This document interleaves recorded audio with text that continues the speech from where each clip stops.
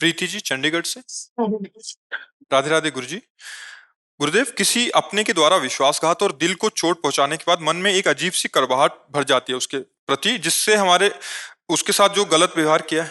अगर हमारे साथ कोई विश्वासघात करता है तो हमने किसी के साथ विश्वासघात किया है।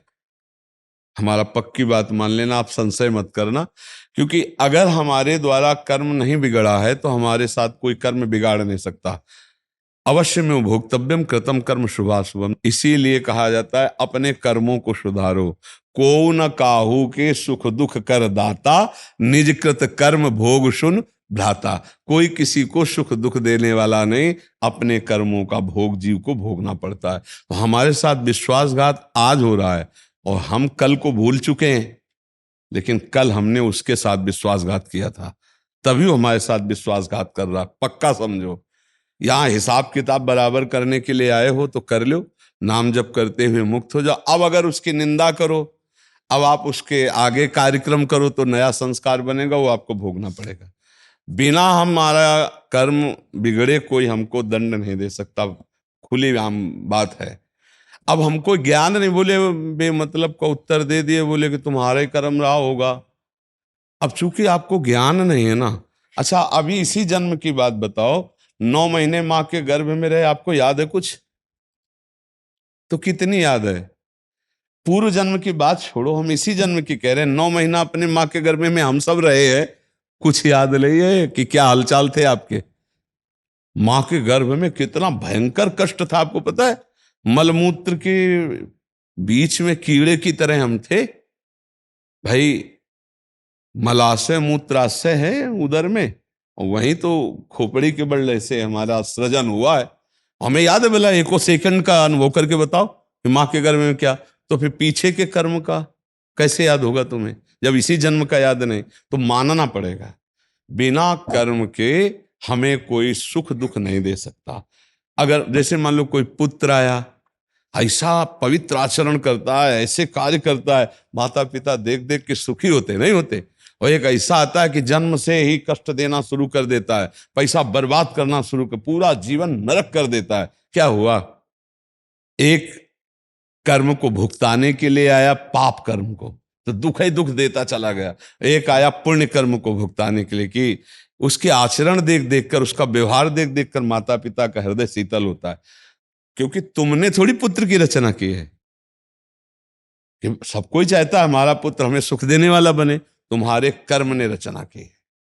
अब कोई ऐसे आते हैं कि जन्म से ही बीमारी शुरू हो गई, पैदा होते ही लाखों करोड़ों रुपए खर्चा हुए, और फिर इसके बाद पधार गए, रुपया भी बर्बाद हो गया और चले गए। वो अपना कर्जा लेने आए थे। एक आया कि बचपन से कमाना शुरू किया और माता पिता को खूब सुख प्रदान किया, वो आया है हिसाब देने के लिए, वो हिसाब दे रहा है। हमारी बात मान लो, अध्यात्म के विषय की बात कह रहे हैं। यहाँ कोई किसी को सुख दुख नहीं देता, अपने कर्मों को हम भोगने के लिए आए। अब क्या करें? अपने कर्मों को भोग लें, नाम जप करके अगली फसल अच्छी कर ले। दूसरे को सुख पहुंचाए, हमने बेईमानी की है, उसी का फल भोगना पड़ता है। बोले हमारे साथ उसने विश्वासघात किया, तो हमने पक्का विश्वासघात किसी के साथ किया नहीं, हमारे साथ कोई विश्वासघात नहीं कर सकता। क्यों? किसका प्रश्न था? महाराज जी, उसके बाद ये पूछ रहे हैं कि जिसने हमारे साथ गलत किया होता है, फिर जब उसके साथ गलत होता है तो फिर हमें बड़ा अच्छा लगता है कि ये भगवान ने सही किया, नहीं तूने मेरे साथ किया नहीं तो। नहीं, उसका उसका कर्म है, तुम्हारे से थोड़ी हो गया। तो तुम्हारा बुरा किया तो इसके बाद उसका, अरे तत्काल थोड़ी किसी का दंड मिलता है। आप देखो कितने ऐसे आतंक फैलाने वाले लोग, दुष्ट स्वभाव के लोग बड़े बड़े अपराध करते हैं और तुमको आनंद में दिखाई देते हैं, बड़े सुखी दिखाई देते हैं। वो तत्काल थोड़ी, एक किसान फसल बोता है तो 4-5 महीना लगता है भैया। एक आदमी कत्ल करता है तो उसको 2-4-6 महीने लगते हैं न्यायाधीश को सजा देने के लिए। तो ये सरकारी काम है। अब आपका कोई बेईमानी की और तत्काल उसका एक्सीडेंट हो गया, हाथ पैर टूट गया, तो आप समझते हो कि आपका करने नहीं नहीं, उसका वो कर्म संयोग चल रहा है। तुम्हारा कर्म संयोग तुमको भुगतना, उसका उसका कर्म संयोग भुगतना। क्या एक भक्त को ऐसी भावना भी नहीं आनी चाहिए? नहीं नहीं करनी चाहिए, नहीं उससे करनी। उसको भगवत प्राप्ति में बाधा होती है महाराज जी।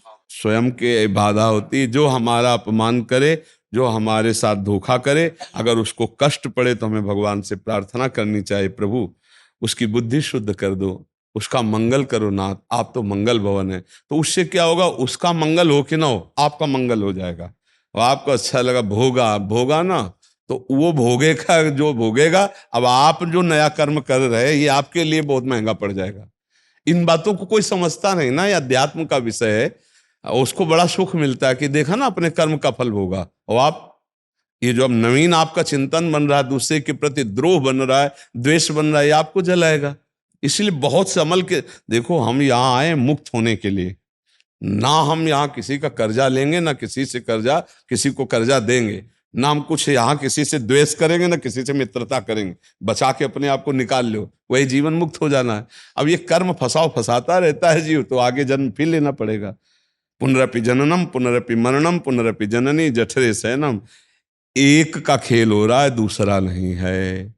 एक ही हम ये बात करें तभी सवाल हल होगा, जब आप याद रखोगे सूत्र की एक है, एको ब्रह्म द्वितीयो नास्ति। वही है, वही है, वही है। अब हमारे साथ जो भी बर्ताव कर रहा है, वही परमात्मा कर रहा है, क्योंकि हमने ऐसे कर्म किए हैं, तो उसका हमको भोग भुगाने के लिए वो विविध रूप रख रहा है।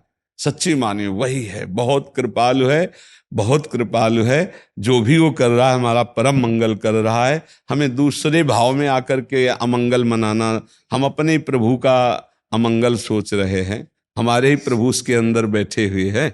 अच्छा, प्रभु निकल जाए तो शरीर बेकार हो गया, तो हम अपने ही प्रभु के लिए तो सोच रहे कि अच्छा बुरा है, भोगे भोगे। अरे वो प्रभु की फिर आराधना क्या करना, अगर दूसरे के लिए बुरा सोचे। प्रहलाद जी को जब भगवान प्रसन्न हुए, तो प्रहलाद जी के हृदय में एक दुख था। उनका प्रभु कैसा भी हो, है तो मेरा पिता, और आपसे द्रोह किया और आपने उससे मारा, प्रभु क्या उसकी सदगति हो जाएगी उसने आपको? तो उन्होंने कहा, बेटा तुम्हारे जैसा पुत्र जिसके हुआ है, उसकी सदगति अगर 21 पीढ़ियां होती तो तर जाती, तो है तो 21 पीढ़ियां ही नहीं है, क्योंकि वो तो सृष्टि के नजदीक ही है, भगवत पार्षद स्वरूप है सृष्टि के नजदीक। कहा तुम्हारे जैसा पुत्र लेकिन प्रहलाद जी के हृदय में था ना कि मेरे पिता का उद्धार होगा कि नहीं, कल्याण होगा कि नहीं, क्योंकि प्रभु से द्रोह कर, भक्त के हृदय में द्रोह करने वाले के प्रति भी कल्याण भाव रहता है। और कितना सताया था हिरण्यकश्यप ने प्रहलाद जी को, पर प्रहलाद जी जब भगवान मिले तो बात क्या की कि मेरे पिता का कल्याण होगा कि नहीं, क्योंकि वो आपसे द्रोह करता था। तो उनका जिसे आप जैसा पुत्र उसका कल्याण नहीं, तो भगवान ने आंतों की माला डाल रखी थी उसके हिरण्यकश्यप की। तो ऐसे मान लो प्रश्नवाचक दृष्टि से देखा कि तब उनका इन आंतों में अन्न पचा वीर्य बना, और तेरे जैसा माँ भागवत इसलिए मैं माला पहने हूं आंतों की। बड़ा भयंकर रूप नरसिंह भगवान का था, फाड़ के आंतों की माला डाल। भगवान उन आंतों का आदर कर रहे हैं, गले में डाले हुए, कि इससे भक्त पैदा हुआ था, अन्न पचा था, वीर्य बना था इन्हीं आंतों से, तो ये भक्त पैदा हुआ था, वो आंतें परम पवित्र हैं। तो आप समझो भक्त का क्या स्वभाव होता है कि अपना अहित और अमंगल करने वाले का भी कल्याण होगा कि नहीं होगा, ये भगवान से पूछे। मतलब भाव यही था कि इनका कल्याण हो जाना चाहिए।